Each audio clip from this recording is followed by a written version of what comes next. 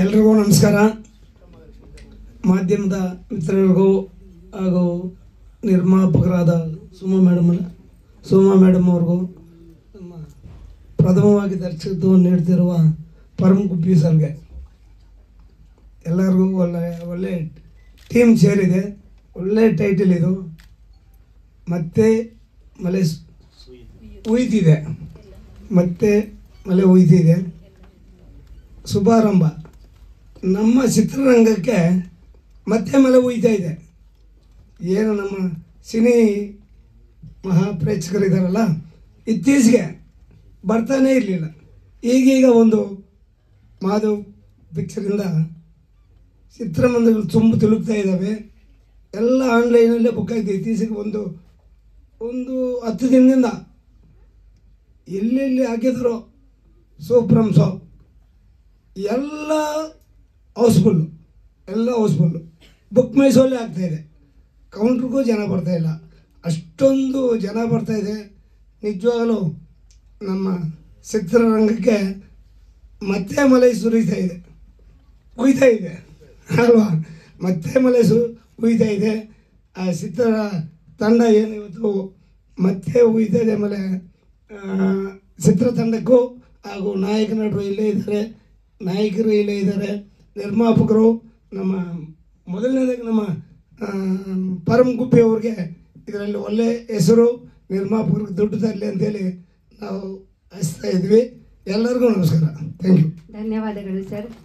ಹಾಗೆ ವಿಶ್ವನಾಥ್ ಸರ್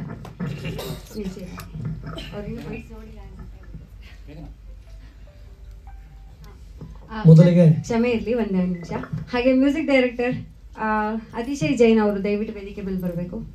ಮೊದಲಿಗೆ ಮಾಧ್ಯಮ ಮಿತ್ರರಿಗೆ ಹಾಗೂ ನಮ್ಮ ಸಿನಿಮಾ ಅಂದ ತಕ್ಷಣ ಸಿನಿಮಾ ದಿಗ್ಗಜರು ನಮ್ಮ ವೇದಿಕೆ ಮೇಲಿದ್ದಾರೆ, ಅವರಿಗೂ ಚಿತ್ರತಂಡಕ್ಕೂ ವಂದನೆಗಳನ್ನು ತಿಳಿಸ್ತಾ, ಮತ್ತೆ ಮಳೆ ಹುಯ್ಯುತ್ತಿದೆ. ಮಳೆ ಅಂದ ತಕ್ಷಣ ಯಾವ ಸಿನಿಮಾಗಳು ಅತಿಯಾಗಿ ಮಳೆಯನ್ನು ತೋರಿಸಿದಂಥ ಸಿನಿಮಾಗಳು ಹೆಚ್ಚು ಸಕ್ಸಸ್ ಆಗಿದೆ ಅಂತ ನನ್ನ ಅನಿಸಿಕೆ. ಆಲ್ಮೋಸ್ಟ್ ಸಿನಿಮಾಗಳು ಸಕ್ಸಸ್ ಆಗಿದೆ. ಒಂದು. ಎರಡನೇದಾಗಿ ಮಳೆ ಅಂದಾಗ ನಮಗೆ ಫಸ್ಟ್ ನೆನಪಾಗೋದು ಕರಾವಳಿ ಮತ್ತು ಮಲೆನಾಡು.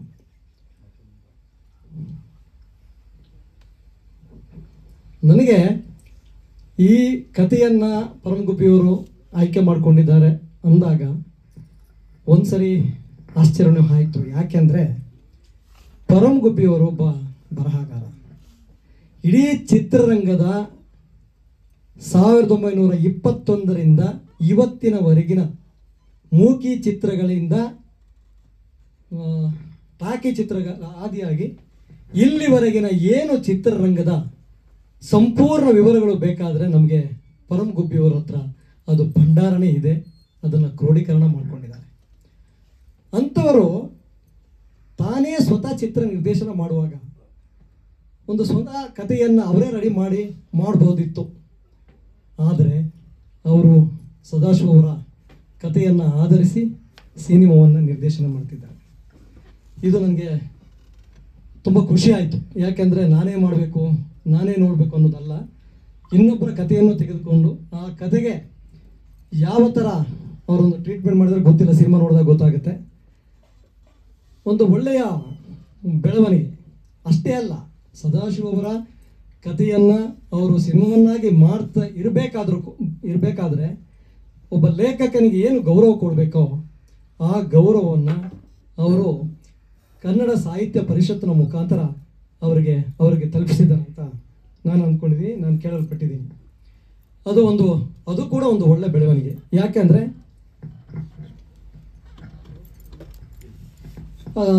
ಅವರು ಇಲ್ಲದಿರೋದರಿಂದ ಅಥವಾ ಅವರ ಫ್ಯಾಮಿಲಿ ಅವರು ಯಾರಿಗೂ ಇವರಿಗೆ ನಮ್ಮ ನಿರ್ಮಾಪಕರಿಗೆ, ನಿರ್ದೇಶಕರಿಗೆ ಅವರ ಫ್ಯಾಮಿಲಿಯ ಹುಡುಕಾಟದಲ್ಲಿ ಅವರು ಯಾರು ಇಲ್ಲ ಅಂತ ಗೊತ್ತಾದಾಗ ಅವರ ಹೆಸರಿನಲ್ಲಿ ಕನ್ನಡ ಸಾಹಿತ್ಯ ಪರಿಷತ್ತಿನಲ್ಲಿ ಒಬ್ಬ ಸದಾಶಿವ ಅವರ ಒಂದು ಲೇಖಕರ ಹೆಸರಲ್ಲಿ ಪ್ರಶಸ್ತಿಯನ್ನು ಕೊಡಬೇಕು ಅಂತ ಇವರಲ್ಲಿ ಹೋಗಿ ಅದರೊಂದು 7 ಗಂಟೆ ಥರ ಇಟ್ಟು ಅದನ್ನೊಂದು ಪ್ಲ್ಯಾನ್ ಮಾಡಿದ್ದ ಯೋಜನೆ ಇದೆಯಲ್ಲ, ಅದಂತೂ ಸೂಪರ್ಬು.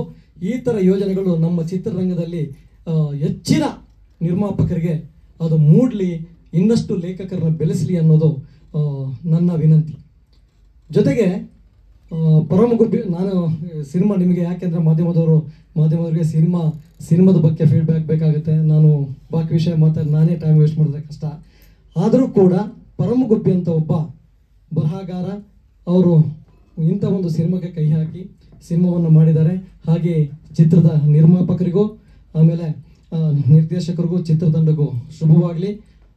ಅಂದರೆ ಬಹಳ ವರ್ಷಗಳ ಕಾಲ ಚಿತ್ರರಂಗದಲ್ಲಿ ತಮ್ಮನ್ನು ತಾವು ತೊಡಗಿಸ್ಕೊಂಡು ಒಬ್ಬ ಕಲಾ ನಿರ್ದೇಶಕರಾಗಿ ಕೆಲಸ ಮಾಡಿ, ಅಂದರೆ ಸರಿಸುಮಾರು 25 ವರ್ಷಗಳ ಕಾಲ ಕಲಾ ನಿರ್ದೇಶಕರಾಗಿ ಕೆಲಸ ಮಾಡ್ಕೊಂಡು ಬಂದಂತಹ ನಮ್ಮ ಗಂಗಾಧರ್ ಅವರು ಎಲ್ಲಿದ್ದಾರೆ? ಓಕೆ, ಗಂಗಾಧರ್ ಅವರು ಅವರ ಧರ್ಮಪತ್ನಿಯ ಹೆಸರಿನಲ್ಲಿ ಅವರು ಚಿತ್ರವನ್ನು ಮಾಡಿರ್ತಕ್ಕಂಥದ್ದು. ಬಂದ್ರಿ ಗಂಗಾಧರ್, ಈಗ ತಮ್ಮ ವಿಚಾರ ಹೇಳಿದೆ, ತಾವು ಹೊರಗಡೆ ಇದ್ರಿ. 25 ವರ್ಷ ಆಯ್ತಾ? 25 ವರ್ಷಗಳ ಕಾಲ ಸತತವಾಗಿ ಕಲಾ ನಿರ್ದೇಶಕರಾಗಿ ಕೆಲಸ ಮಾಡ್ಕೊಂಡು ಬಂದು ನಮ್ಮ ಧರ್ಮಪತ್ನಿಯ ಹೆಸರಿನಲ್ಲಿ ಚಿತ್ರ ನಿರ್ಮಿಸ್ತಾ ಇರೋದು ಒಂದು ವಿಶೇಷತೆ. ಎರಡನೇದು ಪರಮ ಗುಬ್ಬಿಯವರು ನಮ್ಮ ನಿರ್ದೇಶಕರ ಸಂಘದ ಅಧ್ಯಕ್ಷರು ಹೇಳಿದಾಗೆ ಒಂಥರ ಆಧುನಿಕ ಇದು ಎನ್ಸೈಕ್ಲೋಪೀಡಿಯಾ. ಚಿತ್ರರಂಗದ ಯಾವುದೇ ವಿಚಾರಗಳು ಮೂಕಿಯಿಂದ ಟಾಕಿ ತನಕ ನಮಗೆ ಚಿತ್ರರಂಗದ ಸಮಸ್ಯೆಗಳು ಬಂದಾಗ ಅಥವಾ ಯಾವುದಾನ ಡಿಬೇಟ್ಗಳಿಗೆ ಹೋಗುವಾಗ ಎಲ್ಲನ ಪತ್ರಕರ್ತರ ಮುಂದೆ ಕೂತ್ಕೊಂಡು ಕೆಲವು ಹೆಚ್ಚು ಕಡಿಮೆ ಆಗ್ಬಿಟ್ರೆ ನಮ್ಮನ್ನು ಬಿಡಲ್ವಲ್ಲ ನೀವು. ಅದಕ್ಕೆ ಏನು ಕೇಳ್ತೀರಿ ಅಂತ ಆ್ಯಂಟಿಸಿಪೇಟರ್ ಬೇಲ್ ತಗೊಂಡು ಇವ್ರ ಹತ್ರ ಎಲ್ಲ ವಿಚಾರಗಳನ್ನ ತಿಳ್ಕೊಂಡು ನಾನು ಬಂದಿದ್ದೀನಿ. ಬೇರೆಯವ್ರು ಬಂದವರೆಲ್ಲೋ ನನಗೆ ಗೊತ್ತಿಲ್ಲ ಅಲ್ವಾ? ಎಲ್ಲರೂ ಬಂದವರಾ? ಓಕೆ ಅಧ್ಯಕ್ಷ, ನೀವು ಓಕೆ ಅಂದರೆ ನಾನು ಹೇಳ್ಕೊಂಡೆ, ನೀವು ಯಾರು ಹೇಳ್ಕೊಂಡಿಲ್ಲ, ಇರಲಿ, ನೋ ಪ್ರಾಬ್ಲಮ್, ನೀವು ಹೇಳ್ಕೊಂಡಿದ್ದೀರಾ. ಆ ಥರ ಅಂದರೆ ಎಲ್ಲ ಒಳ ಹೊಕ್ಕುಗಳನ್ನು ಮತ್ತು ನಾವು ಹುಟ್ಟೋದಕ್ಕಿಂತ ಮುಂಚೆ ಚಿತ್ರರಂಗದಲ್ಲಿ ನಡೆದಿರ್ತಕ್ಕಂಥ ಎಲ್ಲ ಘಟನಾವಳಿಗಳನ್ನು ಆಯಾಯ ಡೇಟು, ಆಯಾಯ ವರ್ಷ, ಆಯಾಯ ತಿಂಗಳುಗಳು ಸಮೇತ ಹೇಳ್ತಕ್ಕ. ರಾತ್ರಿ 3 ಗಂಟೆಗೆ ಫೋನ್ ಮಾಡಿ ಕೇಳಿದ್ರು ಹೇಳ್ತಾರೆ. ಒಂದು ದಿವಸ ನಾನು 1:30 ಫೋನ್ ಮಾಡಿದ್ದೆ ನಿಮ್ಗೆ ನೈಟು. 1:30-2 ಗಂಟೆಯಲ್ಲಿ ನನಗೆ ಬೇರೆ ಊರಿಂದ ಬರ್ತಾಯಿದ್ದೆ. ನಾಳೆ ಬೆಳಿಗ್ಗೆ ಹಿಂಗಿದೆ, ಸ್ವಲ್ಪ ದಯವಿಟ್ಟು ಅದು ಸ್ವಲ್ಪ ಡಿಟೇಲ್ ಬೇಕು ಅಂದೆ. ಟಪ ಹೇಳ್ಬಿಟ್ರು. ಗುರು ಇನ್ನೂ ಮಲಗಿಲ್ವ ನೀವು? ಪೇಪರ್ ಹಿಡ್ಕೊಂಡು ಓದ್ಕೊಂತಿದ್ರು ಅಂದೆ. ಇಲ್ಲ ಮಲಗಿದ್ದೆ ಸರ್ ಅಂದರು. ಮತ್ತು ಹಿಂಗೆ ಇಟ್ಟತ್ತಲ್ಲಿ ಹೇಳಿದ್ರು, ಹಿಂಗೆ ಹೇಳ್ತಾ ಇದೆಯಲ್ಲ ಗುರು ಅಂದೆ. ನಾನು ಇರೋದೇ ಹಂಗೆ ಅಂದರು. ಅವತ್ತು ಅವ್ರ ಬಗ್ಗೆ ಏನು ಅನ್ನೋದು ನನಗೆ ಗೊತ್ತಾಯಿತು. ಇನ್ನು ತಾಂತ್ರಿಕ ವರ್ಗದವರು ಮತ್ತು ಇವರ ಒಂದು ಪರಮ್ ಗುಬ್ಬಿಯವ್ರನ್ನ ನಾವು ಒಂದು ಪ್ರಾಜೆಕ್ಟ್ಗೋಸ್ಕರ ಕರೆದಿದ್ವಿ. ಒಂದು ಇತಿಹಾಸದ ಪುಸ್ತಕದ ಬಗ್ಗೆ ನಿಮ್ಮ ಸಲಹೆ ಬೇಕು ಅಂತ.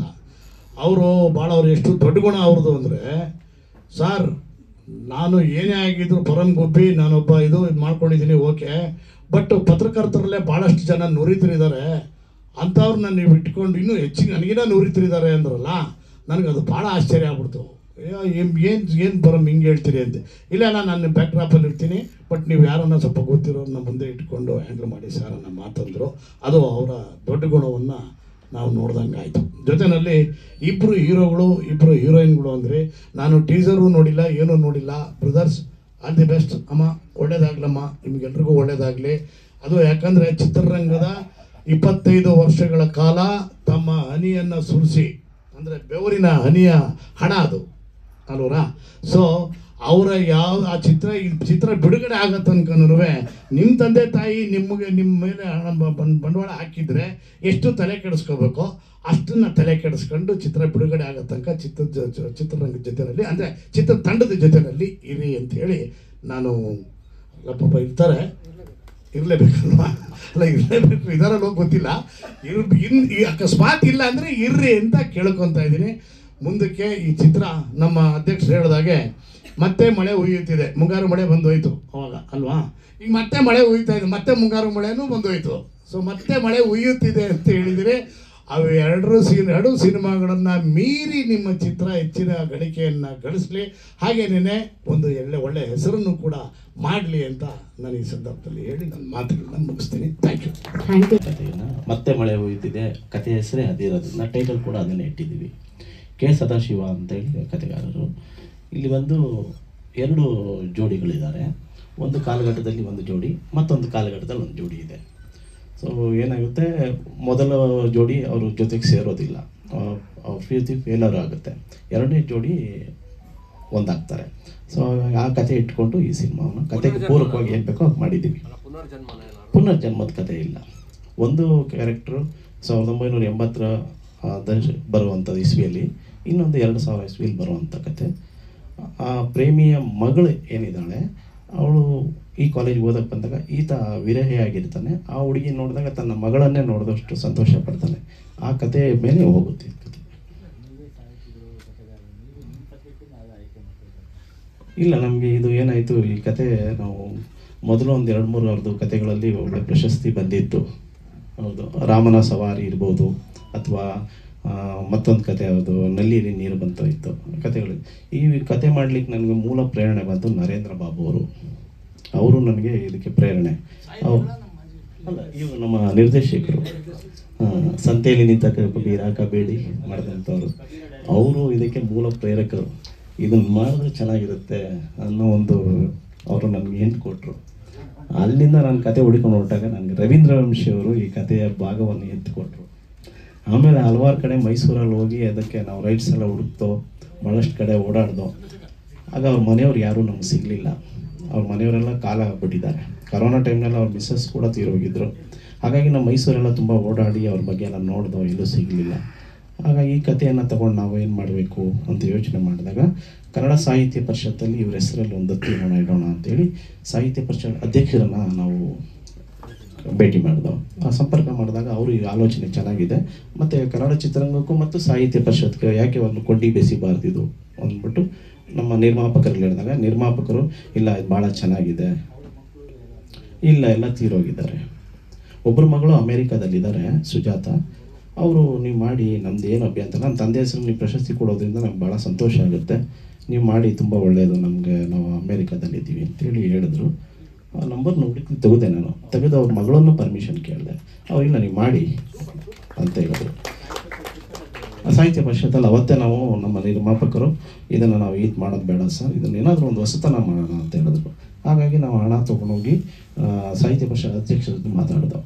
ಅದನ್ನು ಸಾಹಿತ್ಯ ಪರಿಷತ್ ದತ್ತಿ ಇಟ್ಟು ಮುಂದಿನ ದಿನಗಳಲ್ಲಿ ಯುವ ಪ್ರತಿಭೆಗಳು ಯಾರೇ ಬಂದರು, ನವ್ಯ ಕವಿಗಳಿರ್ಬೋದು, ಅಂಥವ್ರಿಗೆ ಪ್ರಶಸ್ತಿ ಸಿಗಲಿ ಅನ್ನೋ ಒಂದು ಆಸೆ ಇಟ್ಕೊಂಡು ಪ್ರತಿ ವರ್ಷ ಅದು ಮಾಡೋಣ ಅಂತ ಇದನ್ನು ಅಲ್ಲಿ ಇಟ್ಬಿಟ್ಟು ಈ ಕಥೆಯನ್ನು ತಗೊಂಡು ನಾವು ಇಬ್ಬರು ಡಿಸ್ಕಸ್ ಮಾಡಿ ತುಂಬ ದಿವಸ ಈ ಕತೆ ಚಿತ್ರಕಥೆ ಬಗ್ಗೆ ಯೋಚನೆ ಮಾಡಿ ಸಾಧಾರಣ ಒಂದು 2 ವರ್ಷ ಈ ಕತೆ ನಾವು ರೆಡಿ ಮಾಡ್ಕೊಂಡು ಇಟ್ಕೊಂಡಿದ್ದು. ನೀಟಾಗಿ ಇದಕ್ಕೆ ನನಗೆ ಚಿತ್ರಕಥೆ, ಸಂಭಾಷಣೆ, ಸಾಹಿತ್ಯವನ್ನು ಮಾಡೋದ್ರ ಜೊತೆಗೆ ನನಗೆ ಹಲವಾರು ಟಿಪ್ಸ್ ಕೊಟ್ಟಿದ್ದು ನಮ್ಮ ನರೇಂದ್ರ ಬಾಬು ಅವರು. ಸಂಭಾಷಣೆ ನರೇಂದ್ರ ಬಾಬು ಅವರೇ, ಚಿತ್ರಕಥೆ, ಸಂಭಾಷಣೆ ಮತ್ತು ಸಾಹಿತ್ಯ. ಸಾಹಿತ್ಯ ಪರಿಷತ್ನಲ್ಲಿ ಕೆಲವೊಂದು ಪ್ರಶಸ್ತಿಗಳ ಸಂದರ್ಭದಲ್ಲಿ ನೀವು ಆ ಪ್ರತಿನಿಧಿಯನ್ನ ಮೆನ್ಷನ್ ಮಾಡೋ ಸಂದರ್ಭದಲ್ಲಿ ಕಥೆಗಳು ಬರೆದವರಿಗೆ ಮಾತ್ರ ಸೀಮಿತವಾಗಿರ್ತಕ್ಕಂಥದ್ದು ಅನ್ನೋದನ್ನು ಮೆನ್ಷನ್ ಮಾಡಿ. ಖಂಡಿತ ಖಂಡಿತ ಖಂಡಿತ. ಇದರಲ್ಲಿ ಜಯವರ್ಧನ್ ಅಂತ ನಮ್ಮ ರಂಗಭೂಮಿ ಕಲಾವಿದರು, ಅವರು ಕೂಡ ಈ ಸಿನಿಮಾದಲ್ಲಿ 2ನೇ ಸಿನಿಮಾ ಅವ್ರಿಗೆ. ಭೂಮಿಕಾ ಗೌಡ ಅಂತ ಇದ್ದಾರೆ, ಅವ್ರದ್ದು 2ನೇ ಸಿನಿಮಾ. ಮತ್ತು ನಮ್ಮ ಸುಲಕ್ಷಾ ಕೈರಾ ಅಂತ ಹೇಳಿ ಅವರು ನಾಯಕಿಯಾಗಿ ನಟಿಸಿದ್ದಾರೆ, ಅವ್ರದ್ದು 8ನೇ ಸಿನಿಮಾ ಇದು.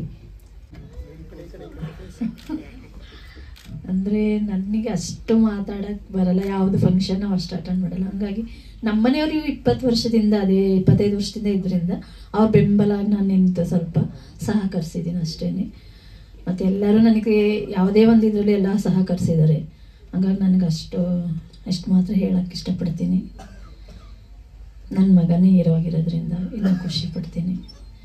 ಅವನಿನ್ನ ಮುಂದೆ ಚೆನ್ನಾಗಿ ಎತ್ತರಕ್ಕೆ ಬೆಳಿಬೇಕು, ತುಂಬ ಒಂದು ದೊಡ್ಡ ಹುದ್ದೆಯಲ್ಲಿರಬೇಕು, ಅಷ್ಟಕ್ಕೆ ಸಹಕರಿಸ್ಬೇಕಷ್ಟೇ. ಇಬ್ಬರಿಗೂ ಸೇರಿಸಿ ನಮ್ಮ ಮನೆಯವರು ಬೆಂಬಲ, ಅವ್ರಿಗೆ ತುಂಬ ವರ್ಷದಿಂದ ಆಸೆ ಇತ್ತು, ಹಂಗಾಗಿ ಅವರ ಆಸೆ ಈಡೇರಿಸ್ಬೇಕಾಗಿತ್ತು. ಹಂಗಾಗಿ ನನ್ನ ಮಗನೂ ಒಬ್ಬ ಎಲ್ಲರಂತೆ ಬೆಳೀಲಿ ಅನ್ನೋ ಒಂದು ಆಸೆ ಅಷ್ಟೇ, ಇನ್ನೇನಿಲ್ಲ. ಹೌದು, ನಿಮ್ಮ ಮಗನಿಗೆ ಆಸೆ ಇದ್ದೇ ಇರ್ತದೆ ಮೇಡಮ್. 25 ವರ್ಷ ದುಡಿದಿರೋ ದುಡ್ಡಲ್ವಾ? ಹೌದು ಹೌದು ಅದು ಸ್ವಲ್ಪ ಹೌದು ಹೌದು. ಒತ್ತಡಕ್ಕೆ ಮಾಡ್ದಂಗಿದ್ದಾರೆ. ಇಲ್ಲ ಇಲ್ಲ ಇಲ್ಲ, ಅವ್ರಿಗೆ ತುಂಬ ಆಸೆ ಇತ್ತು, ಅವ್ರಿಗೆ ತುಂಬ ಆಸೆ ಇತ್ತು, ತುಂಬ ತುಂಬ ಅಂದರೆ ಅವ್ರಿಗೆ ತುಂಬ ಆಸೆ ಇತ್ತು. ಯಾವಾಗಲೂ ಹೇಳ್ತಾ ಇರೋರು ನಾನು ಅವ್ನು ಮಾಡಬೇಕಂತ. ಹಂಗಾಗಿ ಅವ್ರಿಗೆ ಅಷ್ಟೇ ತುಂಬ ಇಷ್ಟ ಆಯಿತು. ಅಂದರೆ ಅವರು ಎಲ್ಲ ಇಷ್ಟ ಆಗಿದೆ, ಯಾವುದು ಇದು ಮಾಡೋ ಥರ ಇಲ್ಲ, ಕಥೆನೇ ತುಂಬ ಚೆನ್ನಾಗಿದೆ ಕತೆ, ನೋಡು ಇಬ್ರು ಮಾಡೋಣ ಅಂತ ಹೇಳಿದ್ರು. ಪರಂ ಸರ್ ಹೇಳಿದ್ರು, ಚೆನ್ನಾಗಿದೆ ಅಂತ ಒಪ್ಕೊಂಡು ಅವ್ರ ಜೊತೆ ಸಹಕರಿಸಿದ್ದೀವಿ. ತುಂಬ ಚೆನ್ನಾಗಿದೆ ಫಿಲ್ಮ್ ಅಂತ ಚೆನ್ನಾಗೂ ಬಂದಿದೆ. ನಮಗೆ ಆಂಟಿ ಜೊತೆ ಕೈ ಜೋಡಿಸಿದ್ದೀವಿ ಅಷ್ಟೆ. ಹೌದು ಸರ್. ಹಾಂ ಸರ್, ಎಡಿಟಿಂಗ್ ಬಂದಂಗೆ ನಾನು ನೋಡಿದ್ದೀನಿ. ನಾನೊಂದು ಚಿಕ್ಕ ಪಾತ್ರ ಮಾಡಿದ್ದೀನಿ ಇದರಲ್ಲಿ.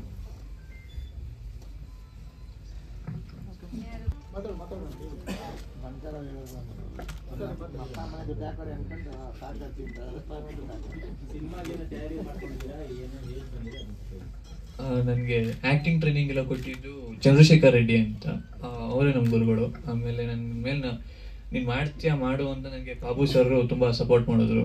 ಆಮೇಲೆ ಪರಮ್ ಸರ್ ಕೂಡ ಸಪೋರ್ಟ್ ಮಾಡಿದ್ರು ನನಗೆ. ನನ್ನ ಫಸ್ಟ್ ಫಿಲಮು, ಸೊ ಕೆಲವೊಂದು ನಾನು ಏನೇ ಆ್ಯಕ್ಟಿಂಗಲ್ಲಿ ಏನೇ ಮಿಸ್ಟೇಕ್ಸ್ ಇದೆ ಎಲ್ಲ ನನಗೆ ರೆಡ್ಡಿ ಸರ್ ಅವರು ಟ್ರೈನಿಂಗ್ ಮಾಡಿ ಸಪೋರ್ಟ್ ಮಾಡಿದ್ದು. ಅಪ್ಪಂಗೆ ಜಾಸ್ತಿ.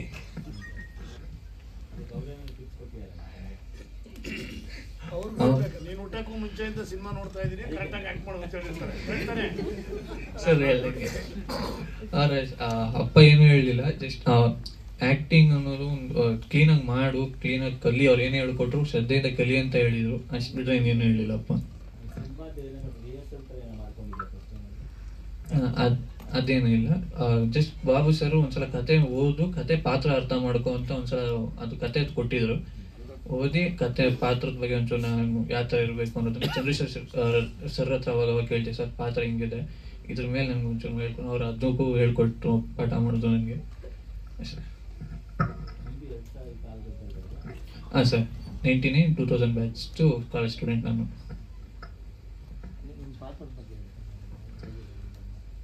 ಕಾಲೇಜ್ ಕೇರ್ ಫ್ರೀ ಹುಡುಗ, ಯಾವುದಕ್ಕೂ ತಲೆ ಕೆಡಿಸ್ಕೊಳ್ಳಲ್ಲ, ಬಟ್ ಓದೋದು ಇದು ಅದೆಲ್ಲ ಕರೆಕ್ಟಾಗಿರ್ತಾನೆ, ಯಾವುದು ಬ್ಯಾಕ್ಲಾಗ್ಸ್ ಇಲ್ಲದೆ ಕೇರ್ ಫ್ರೀ ಆಗಿರ್ತಾನೆ.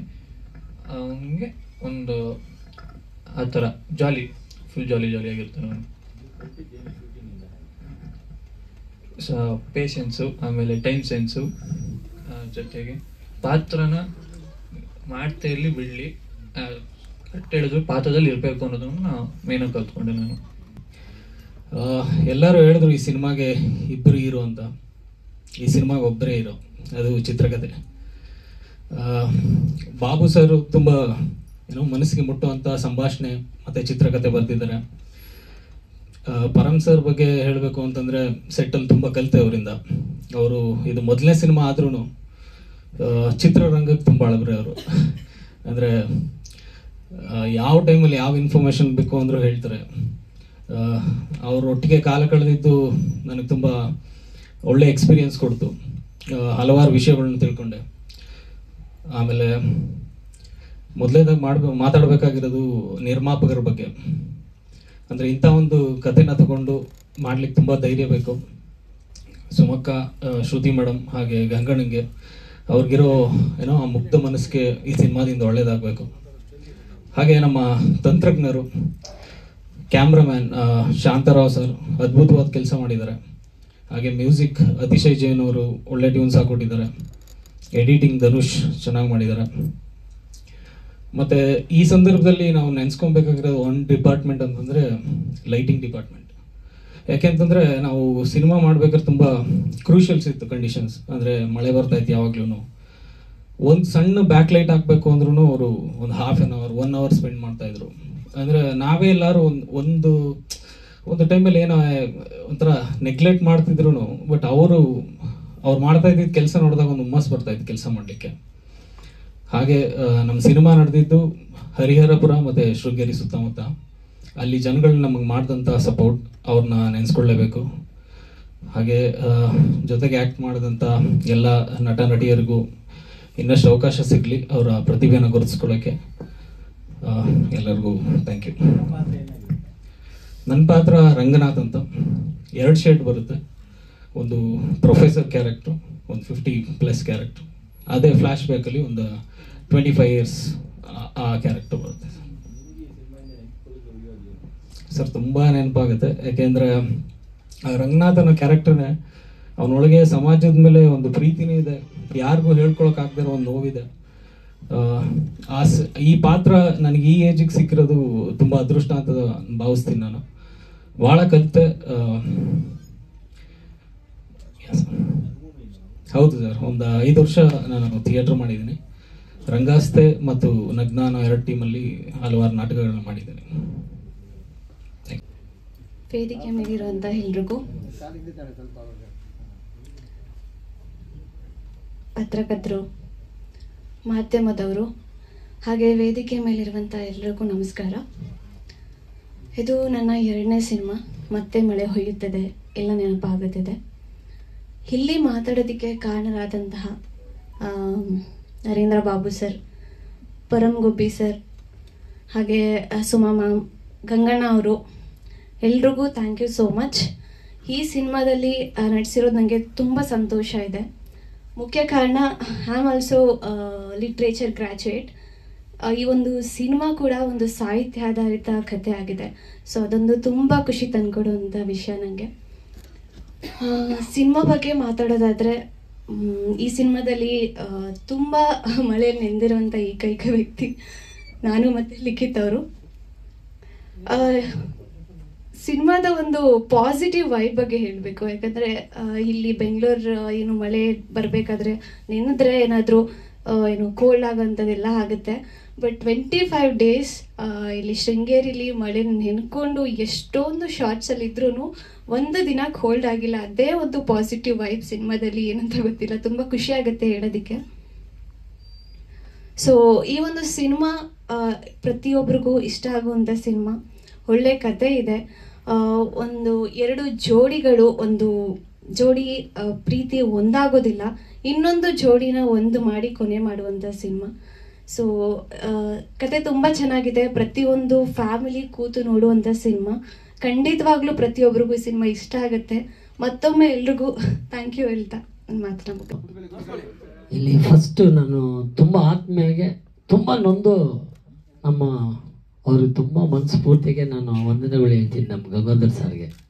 ಯಾಕಂದ್ರೆ ನಾವು 25 ವರ್ಷದಿಂದ ಆತ್ಮೀಯರಾಗಿದ್ದರಿಂದ ಸುಮಾರು ಜನ ಕೊರಿಯೋಗ್ರಾಫರ್ ಇದ್ದರೂ ನನ್ನನ್ನು ಸೆಲೆಕ್ಟ್ ಮಾಡಿದಂಥ ಗಂಗಾಧರ್ ಸರು, ಬಾಬು ಸರು, ಪರಮ್ ಸರ್, ಮತ್ತು ನಮ್ಮ ತಾಯಿಯಾದಂಥ ನಿರ್ಮಾಪಕರಿಗೂ ಮನಪೂರ್ವಕ ವಂದನೆಗಳು.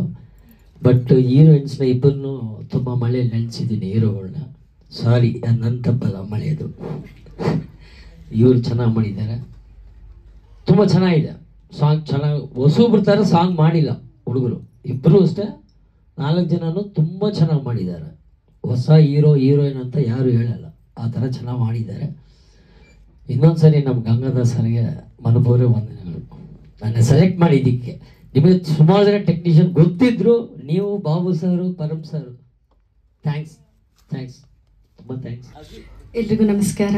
ವೇದಿಕೆ ಮೇಲೆ ನಿಂತಿರುವ ಎಲ್ಲ ಗಣ್ಯರಿಗೂ ಹಾಗೂ ಮಾಧ್ಯಮ ವರ್ಗದ ನನ್ನ ಎಲ್ಲ ಆತ್ಮೀಯರಿಗೂ ನನ್ನ ನಮಸ್ಕಾರ ಹೇಳಕ್ಕೆ ಇಷ್ಟಪಡ್ತೀನಿ. ನಾನು ಸುಲಕ್ಷ. ಮತ್ತೆ ಮಳೆ ಹೊಯ್ಯುತ್ತದೆ, ಎಲ್ಲ ನೆನಪಾಗುತ್ತಿದೆ ಅಂತ ಹೇಳಿದಾಗ, ಮಳೆ ಬರಬೇಕಾದಾಗ ಪ್ರತಿಯೊಂದು ಸಾರಿನೂ ನೆನಪಾಗುವ ಪಾತ್ರ ಕಸ್ತೂರಿ ಪಾತ್ರ. ಆ ಪಾತ್ರ ನಾನು ಮಾಡ್ತಾಯಿದ್ದೀನಿ. ಈ ಒಂದು ಸಿನಿಮಾಕ್ಕೆ ಡೈರೆಕ್ಟರ್ ಸರ್, ಪರಮ್ ಸರ್ ಅವರು ನನಗೆ ಆಯ್ಕೆ ಮಾಡಿದ್ದಕ್ಕೆ ನನಗೆ ತುಂಬ ಖುಷಿ ಇದೆ. ಎಂಟೈರ್ ಟೀಮ್ ಎಲ್ಲ ತುಂಬ ಒಗ್ಗಟ್ಟಾಗಿ ಫ್ಯಾಮಿಲಿ ಥರ ಎಲ್ಲ ಸಿನಿಮಾ ಕಂಪ್ಲೀಟ್ ಮಾಡ್ಕೊಂಡು ಬಂದಿದ್ದೀವಿ. ನಾವೆಷ್ಟೇ ಸಿನಿಮಾಗಳು ಮಾಡಿದ್ರೂ ಮೊದಲನೇ ಹೆಜ್ಜೆ ಅಂತಾರಲ್ವ, ಸಿನಿಮಾ ಮಾಡಿದ ಮೇಲೆ ನಿಮ್ಮೆಲ್ಲರ ಆಶೀರ್ವಾದ, ಮಾಧ್ಯಮ ವರ್ಗದ ಎಲ್ಲ ಆಶೀರ್ವಾದ ಇದ್ದ ಮೇಲೇ ನಾವು ನೆಕ್ಸ್ಟ್ ಸ್ಟೆಪ್ಪಿಗೆ ಹೋಗೋಕ್ಕಾಗತ್ತೆ. ಸಿನಿಮಾ ಮಾಡಿದ್ದೀವಿ, ಈ ಥರ ನಡೆದಿದೆ ಅಂತ ನೀವು ತಾನೇ ಎಲ್ರಿಗೂ ಹೇಳೋದು. ಸೊ ದಯವಿಟ್ಟು ಎಲ್ರಿಗೂ ಕೇಳ್ಕೊಳ್ಳೋದೇನು ಅಂತಂದರೆ, ಆದಷ್ಟು ಜನಕ್ಕೆ ಈ ಸಿನಿಮಾ ಬರ್ತಿದೆ ಅಂತ ತಿಳಿಸಿ, ಅದೇ ರೀತಿಯಿಂದ ನಮ್ಮ ಪ್ರೊಡ್ಯೂಸರ್ ಸರ್ ಆಗಲಿ, ನಮ್ಮ ಪ್ರೊಡ್ಯೂಸರ್ ಮೇಡಮ್ ಅವರು ಆಗಲಿ, ನಮ್ಮೆಲ್ರಿಗೂ ಒಂದು ಮಕ್ಕಳ ಥರ ಟ್ರೀಟ್ ಮಾಡಿದ್ದಾರೆ. ಎಲ್ರಿಗೂ ತುಂಬ ಚೆನ್ನಾಗಿ ನೋಡ್ಕೊಂಡಿದ್ದಾರೆ. ತುಂಬ ಪ್ರೀತಿಯಾಗಿ ಎಲ್ಲರೂ ಕಂಪ್ಲೀಟ್ ಮಾಡಿ ಬಂದಿದ್ದೀವಿ. Thank you. ಒಂದು ಸಾಹಿತ್ಯ ಕೃತಿ ಆಗೋದಕ್ಕೆ ಸಾಧ್ಯ ಆಯಿತು. ಅವರು ಒಂದು 3 ಆಪ್ಷನ್, ಒಂದು ಸಿನಿಮಾ ಮಾಡೋಣ ಅಂತ ಬಂದಿದ್ರು, ಮಕ್ಕಳ ಸಿನಿಮಾ ಮಾಡೋಣ ಸ್ವರ್ಣನ ಇಟ್ಕೊಂಡು ಅಂತ ಬಂದರು. ನನಗೆ ಮಕ್ಕಳ ಸಿನಿಮಾ ಸ್ವಲ್ಪ ಅದು ಇಲ್ಲಿನ ಸಾಕಷ್ಟು ಬೇರೆ ಬೇರೆ ಕಾರಣಗಳಿಂದಾಗಿ ಅದು ನಮಗೆ ಕೈ ಕಚ್ಚತ್ತೆ ಗಗನ, ಅದು ಮಾಡೋದು ಬೇಡ, ನನ್ನ ಹತ್ರ ಒಂದು ಒಳ್ಳೆ ಸಾಹಿತ್ಯ ಕೃತಿ ಇದೆ, ಅದನ್ನು ಸಿನಿಮಾ ಮಾಡೋಣ ಅಂತ ಹೇಳಿದೆ. ಪರಮ್ ಸರ್ ಬಗ್ಗೆ ಏನಂದರೆ, ನನಗೆ ಭಾಳ ಭಾಳ ಬೆಂಬಲವಾಗಿ ಸಿನಿಮಾಗಳು ಮಾಡಿದಾಗ ನನ್ನ ಜೊತೆಗೆ ಇರ್ತಿದ್ರು. ಒಂದ್ಸರಿ ಒಂದು ಫೈನ್ ಡೇ ಬಂದು ಕೋಕಿಲಮ್ಮನವಳು ಕೋಕಿಲ ಅಂತ ಒಂದು ಸಬ್ಜೆಕ್ಟ್ ಹೇಳಿದ್ರು ನನಗೆ. ಅದು ಪಾತಕಲೋಕ, ಅಂದರೆ ಬೆಂಗಳೂರು ರಾಜಾಜಿನಗರದ ಭಾಗದ ಪಾತಕಲೋಕ ಮತ್ತು ಸಾಮಾನ್ಯರ ಬದುಕು ಮುಖಾಮುಖಿಯಾಗುವಂಥ ಒಂದು ಕತೆ. ಅದನ್ನು ನೀವೇ ಡೈರೆಕ್ಟ್ ಮಾಡಬೇಕು ಅಂತ ನನಗೆ 3-4 ಜನ ಪ್ರೊಡ್ಯೂಸರ್ನೆಲ್ಲ ಪರಿಚಯ ಮಾಡಿಸಿದ್ರು. ಅದಾಗಲಿಲ್ಲ. ಅದು ಯಾವಾಗಲೂ ಒಂದು ಸರಿ ಮಾತಾಡಬೇಕಾದ್ರೆ ಒಬ್ಬರು ಪ್ರೊಡ್ಯೂಸರ್ ಹತ್ರ, ರಮೇಶ್ ಸರ್ ಅಂತ ಅವ್ರ ಹತ್ರ ಹೋದಾಗ ನನಗೆ ಯಾವ್ದಾದ್ರು ಸಾಹಿತ್ಯ ಕೃತಿ ಇದ್ದರೆ ಹೇಳಿ ಅಂತ ಹೇಳಿದ್ರು. ಆವಾಗ ನಾನು ಅವ್ರಿಗೆ ಹೇಳಿದೆ, ನನ್ನ ಹತ್ರ ನಾನು ಶಂಕರ್ ಸರ್ ಜೊತೆಗೆ ಕೆಲಸ ಮಾಡ್ತಿದ್ದಾಗ ಸ್ಮಾಲ್ ಸ್ಕ್ರೀನ್ಗೆ ಇದನ್ನು ಮಾಡಿದ್ವಿ. ಪರಿಸರ ಅನ್ನೋ ಸೀರಿಯಲಲ್ಲಿ ಎಲ್ಲ ಸಾಹಿತ್ಯ ಕೃತಿಗಳನ್ನ ಇಟ್ಕೊಂಡು ಅದು ಸೀರಿಯಲಲ್ಲಿ ಎಪಿಸೋಡ್ಗಳಾಗಿ ಬರ್ತಿದ್ದಾಗ ಇದನ್ನು ಮಾಡಿದ್ರು. ಹಂಗಾಗಿ ಇದನ್ನು ಸಿನಿಮಾ ಮಾಡಬೇಕು ಅಂತ ನನ್ನ ಭಾಳ ದಿನದ ಕನಸು. ನಾನು ಹೇಳಿದೆ, ಇದನ್ನು ನೀವು ಮಾಡಿ ಸರ್, ಇದು ಭಾಳ ಚೆನ್ನಾಗಾಗುತ್ತೆ, ನೀವು ನನಗೆ ಇಷ್ಟೊಂದು ಬೆಂಬಲಿಸ್ತಿದ್ದೀರಿ, ನಾನು ನಿಮಗೆ ಈ ಸಿನಿಮಾ ನೀವು ಮಾಡಿದ್ರೆ ಚೆನ್ನಾಗಾಗುತ್ತೆ, ನಾನು ಸ್ಕ್ರಿಪ್ಟ್ ಮಾಡಿಕೊಡ್ತೀನಿ ಅಂತ ಅವತ್ತು ಹೇಳಿದ್ದೆ. ಹಂಗಾಗಿ ಗಂಗಣ್ಣ ಬಂದು ಕೇಳೋದಕ್ಕೂ ಪರಮ್ ಸರ್ದು ಇದಾಗೋದಕ್ಕೂ ಕರೆಕ್ಟಾಗಿ ಅದು ಮ್ಯಾಚ್ ಆಯಿತು. ಹಂಗಾಗಿ ಇದು ಕೃತಿ ಆಗೋ ಒಂದು ಕೃತಿ ಸಿನಿಮಾ ಆಗೋವಂಥ ಅವಕಾಶ ಸಿಕ್ತು. ಸಾಹಿತ್ಯ ಕೃತಿ ಇದು ಕೆ ಸದಾಶಿವ ಅತ್ಯಂತ ಕನ್ನಡ ಸಾಹಿತ್ಯದ ನವ್ಯ ಕಾಲಘಟ್ಟದಲ್ಲಿ ಅತ್ಯಂತ ಪರಿಣಾಮಕಾರಿಯಾಗಿ ಬರೆದು ಭಾಳ ಬೇಗ ಕಾಲವಾದಂಥ ನಿರ್ದೇಶಕರು. ಶಂಕರಪ್ಪ ಅವರು ನಲ್ಲಿಯಲ್ಲಿ ನೀರು ಬಂತು ವಿದ್ಯಾರ್ಥಿ ದೆಸೆಯಿಂದಾಗಿ ಯಾವುದೋ ಪೂನಾ ಫಿಲ್ಮ್ ಇನ್ಸ್ಟಿಟ್ಯೂಟಲ್ಲಿ ಓದಬೇಕಾದ್ರೆ ಮಾಡಿ ಅದಕ್ಕೆ ಸ್ವರ್ಣಕಮಲ ಬಂದಿತ್ತು. ಅದಾದಮೇಲೆ ರಾಮನ ಸವಾರಿ ಸಂತೆಗೆ ಹೊರಟಿತ್ತು, ಅದು ಸಿನಿಮಾ ಆಯಿತು. ಇದು ಭಾಳ ಚೆನ್ನಾಗಿತ್ತು, ಇದನ್ನು ನಾವು ಮಾಡಿದ್ದೀವಿ. ಇನ್ನೂ 2-3 ಕಥೆಗಳು ಅವ್ರದ್ದು ಸಿನಿಮಾ ಆಗುವಂಥ ಈಗ ಎಲ್ಲವನ್ನ ಮೇಲೆ ಕುರುಡ ಕೂತಿದ್ದಾನೆ, ಈ ಥರದ್ದು ಇನ್ನೊಂದೆರಡು ಕಥೆಗಳು ಸಿನಿಮಾ ಆಗುವಂಥ ಕಥೆಗಳು. ಭಾಳ ತೀವ್ರವಾಗಿ ಸಾಹಿತ್ಯವನ್ನು ಅನುಭವಿಸಿ ಬರೆದಂಥ ಲೇಖಕ ಕೆ ಸದಾಶಿವ ಅವರು. ಅಷ್ಟು ದೊಡ್ಡ ಸಾಹಿತ್ಯದ್ದು ಸಿನಿಮಾ ಈಗ ನಾವು ಸಿನಿಮಾ ಮಾಡ್ತಿರೋದು ಈ ಸಂದರ್ಭದಲ್ಲಿ, ಹೊಸ ಕಾಲಘಟ್ಟದಲ್ಲಿ ಮತ್ತೆ ಒಂಥರದ್ದು ಸಾಹಿತ್ಯದ ಕೃತಿಗಳು ಸಿನಿಮಾ ಆಗಬೇಕು ಅನ್ನೋ ಒಂದು ಆಶಯ ಇಟ್ಕೊಂಡು ಮಾಡಿರೋದು. ಇದಕ್ಕೆ ಬೆಂಬಲವಾಗಿ ಸುಮಕ್ಕ ಮತ್ತು ಗಂಗಣ್ಣ ಅವರು ನಿಂತಿರೋದು. ಇಡೀ ತಂಡ, ಚಿತ್ರತಂಡ, ಜೈ ಆಗಿರ್ಬೋದು. ಜೈ ನನಗೆ ಮೊನ್ನೆ ನಾಟಕ ಮಾಡಿದ್ವಿ, ಯಾವುದೋ ಡೈರೆಕ್ಟ್ ಆ್ಯಕ್ಷನ್ ಅಂತ ಪ್ರೊಫೆಸರ್ ನಂಜುಂಡಸ್ವಾಮಿ ಅವ್ರದ್ದು ಜೀವನ ಆಧಾರಿತ ನಾಟಕ ನಾನು ಡೈರೆಕ್ಟ್ ಮಾಡಿದ್ದೆ. ಜೈ ಅದರಲ್ಲಿ ಹೋರಾಟಗಾರನಾಗಿ ಭಾಳ ಮುಖ್ಯ ಪಾತ್ರ ಮಾಡಿದರು. ಲಿಖಿತ್ ಅವರು ಗಂಗಾಧರ್ ಅವ್ರ ಮಗ. ಆಮೇಲೆ ಭೂಮಿಕಾ ಗೌಡ ಅವರು ನಮ್ಮ ಮಂಡ್ಯದ ಜರ್ನಲಿಸ್ಟ್ ಅವ್ರ ಮಗಳವರು. ಭಾಳ ಪರಿಚಯ ನನಗೆ ಅವ್ರ ತಂದೆ. ನಾವು ಕಬಡ್ಡಿ ಮಾಡೋ ಸಂದರ್ಭದಲ್ಲೂ ಅವ್ರ ತಂದೆ ನನಗೆ ಭಾಳ ಪ್ರೋತ್ಸಾಹ ಕೊಟ್ಟಿದ್ದರು. ಇನ್ನು ಸುಲೇಖಾ ಮೇಡಮ್ಮು ಪರಮ್ ಸರ್ ಕಡೆಯಿಂದ ಈ ಸಿನಿಮಾಗೆ ಬಂದರು. ಎಲ್ಲರೂ ಸೇರಿ ಒಂದು ತಂತ್ರಜ್ಞರು ವಿಶೇಷವಾಗಿ ಇಡೀ ಚಿತ್ರತಂಡ ಎಲ್ಲ ಹೊಸಬ್ರನ್ನ ಇಟ್ಕೊಂಡು ಈ ನಾನು ಚಿತ್ರಕಥೆ ಸಂಭಾಷಣೆ ಸಾಹಿತ್ಯ ಬರೆದು ಈ ಸಿನಿಮಾ ಅವ್ರ ಜೊತೆಗೆ ಇದ್ದೆ ನಾನು. 23 ದಿನದಲ್ಲಿ 25 ಅಲ್ಲ 23 ದಿನದಲ್ಲಿ ಭಾಳ ಅಚ್ಚುಕಟ್ಟಾಗಿ ಅತ್ಯಂತ ಯಶಸ್ವಿಯಾಗಿ ಚಿತ್ರೀಕರಣ ಮುಗೀತು. ಸಿನಿಮಾ ಏನಾಗಿದೆ ಅಂದರೆ, ಈ ಸಿನಿಮಾದು ಒಟ್ಟು ಆಶಯ ಏನಂದರೆ, ಒಂದು ಸಾಹಿತ್ಯ ಕೃತಿನಲ್ಲಿ ಮೆಸೇಜ್ ಅಂತಿರಲ್ಲ, ಬದುಕಿನ ಒಂದು ಏನದು ಅದರ ಆಶಯ ಇದೆಯಲ್ಲ, ಬದುಕದು ಒಂದು ಅದರದ್ದು ನೋವು ನಲಿವು ಅಥವಾ ಅದರದ್ದು ಸಂಕೀರ್ಣತೆ ಇದೆಯಲ್ಲ, ಅದಷ್ಟುವನ್ನು ಬಿಚ್ಚಿಕೊಡುತ್ತೆ. ಇದರಲ್ಲಿ ಯಾವುದೇ ಸರಳವಾದ ಮೆಸೇಜ್ ಇರಲ್ಲ, ಭಾಳ ಸಂಕೀರ್ಣವಾದ ಕೃತಿ. ಇದು ಹೆಚ್ಚೆಚ್ಚು ಜನರನ್ನು ತಲುಪಲಿ, ನಮ್ಮ ಸಾಹಿತ್ಯ ಕೃತಿಗಳು ಹೆಚ್ಚೆಚ್ಚು ಸಿನಿಮಾ ಆಗಲಿ ಅನ್ನೋ ಆಶಯ ಜೊತೆಗೆ ನಾನು ಮಾತು ಮುಗಿಸ್ತೀನಿ.